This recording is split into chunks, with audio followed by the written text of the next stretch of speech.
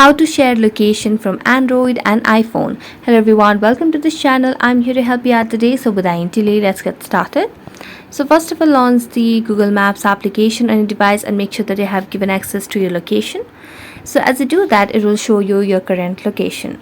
Now if you want to share the location, what you can simply do is tap on the location that you are currently in or that you want to share, and here you'll be able to see the option of share this location option. You can also share the real-time location, but I'm going to tap on share this location over here, and here you can simply tap on copy the link or share this place. So I'm going to tap on copy the link, and I'm going to simply go to any of the other profiles or other ways to share it.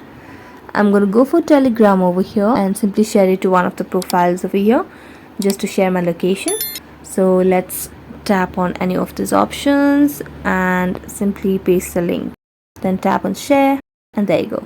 So that's it. Thank you so much for watching this video. See you next time.